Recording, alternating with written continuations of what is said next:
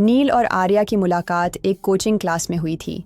नील शर्मीला, समझदार और शांत स्वभाव का लड़का था। आर्या खुशमिजाज, बोलने में तेज और दिल से बहुत साफ। दोनों ने धीरे धीरे एक दूसरे को समझा। एक दूसरे की छोटी बातें, पसंद नापसंद, सपनों और डर को जानना, यही मोहब्बत की शुरुआत थी।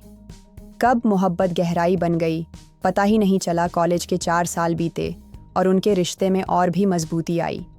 नील हमेशा कहता, आर्या, मैं तुम्हें खो नहीं सकता। आर्या मुस्कुराकर कहती, हम तो एक दूसरे की तकदीर हैं। वो एक दूसरे की ज़िंदगी में इतने रच बस गए थे कि अब मैं और तू नहीं, सिर्फ हम रह गया था। कॉलेज के बाद जब बात शादी की आई, नील ने सबसे पहले अपने माता पिता को आर्या के बारे में बताया। लेकिन जवाब आया, उसका धर्म अलग है, जाति अलग है, और हम समाज में क्या मुंह दिखाएंगे। नील का दिल बैठ गया। उसने समझाने की लाख कोशिश की, पर हर बार जवाब वही रहा, हमारे लिए परिवार की इज्जत सबसे ऊपर है। आर्या के घर की दीवारें भी ऊंची निकलीं। आर्या ने भी जब बात की तो उसके पापा ने गुस्से में कहा, हमने तुम्हें पढ़ाया लिखाया किसी और समाज में जाने के लिए नहीं। उसकी माँ की आंखों में आंसू थे, पर उनके लब चुप थे। आर्या को एहसास हो गया कि मोहब्बत से बड़ी कुछ दीवारें होती हैं, जिन्हें लांघना आसान नहीं होता। 2 दिलों का टूटना। खामोशी में किसी पार्क में, जहां पहले वो मिलते थे हंसकर, अब एक गंभीर मुलाकात हुई। नील ने कहा, मैं चाहूं तो भागकर शादी कर सकता हूं, लेकिन मैं तुम्हें समाज से छुपाकर नहीं रख सकता।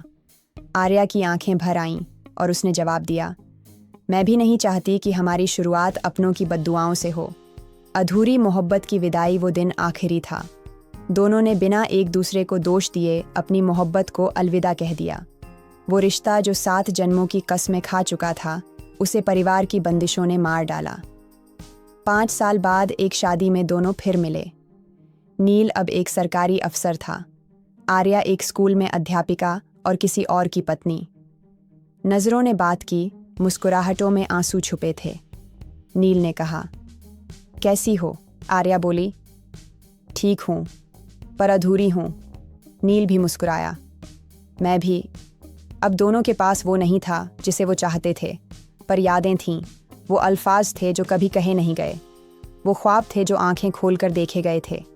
अंतिम पंक्तियाँ, परिवार वालों की वजह से अक्सर सच्ची मोहब्बत अधूरी रह जाती है। ना कोई गलत था, ना कोई झूठा, बस हालातों ने फैसला ले लिया।